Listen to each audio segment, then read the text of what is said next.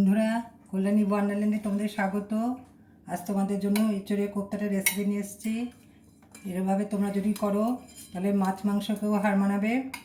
মেখে নিয়েছি, মেখে এইভাবে আমি কোপ্তাগুলো গড়ে নেবো। ভেতরে দুটো করে, মাঝখানে দুটো কিশমিশ দিয়ে দিলাম, নিয়ে মুখটা এরম করে মুড়ে নিয়ে এইভাবে আমার মতো শেপও দিতে পারো। এবার দেখো কোপ্তাগুলো এইভাবে সব গড়ে নিয়েছি। এবার আমি তেলটা গরম করে নিলাম, এবার তেলের মধ্যে ছেড়ে দেবো। কারণ বেশি তাতে নিলে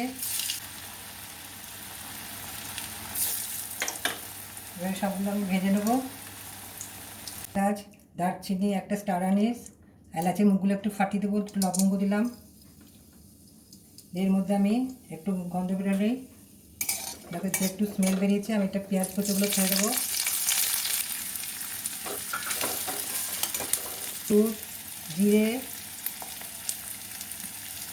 ধনে গুঁড়ো দিয়ে আমি এগুলোর মধ্যে একটু জল দিয়ে দেবো। একটু হলুদ দিয়েছি, একটু জল মিশিয়ে একটু বাটার মতন। এর মধ্যে একটু নুন চালের মধ্যে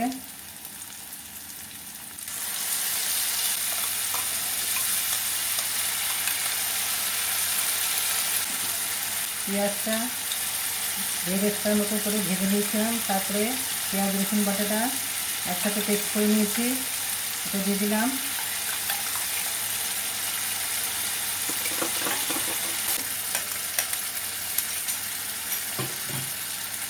এর মধ্যে একটু দই দেবো, দিয়েছি। এটা আঁচটা একটু কমিয়ে নিচ্ছি, দিয়ে দিচ্ছি। দেখো মশলার মধ্যে তেল ছেড়ে গেছে, জল দিয়ে দিচ্ছি, একটু গরম জল দিয়ে দিলাম। কোপ্তাগুলো আমি ছেড়ে দিচ্ছি, একটা কিশমিশ দিয়ে দিলাম, মশলা দিয়ে দিলাম শাহি গরম মশলার গুঁড়ো। আশা করি রেসিপিটা তোমাদের ভালো লেগেছে। ভালো লাগলে তোমরা আমার চ্যানেলটাকে সাবস্ক্রাইব করে বন্ধু ও ফ্যামিলির সাথে শেয়ার করে দেওয়ার অনুরোধ রইল। লাইক ও কমেন্ট করে জানাবে।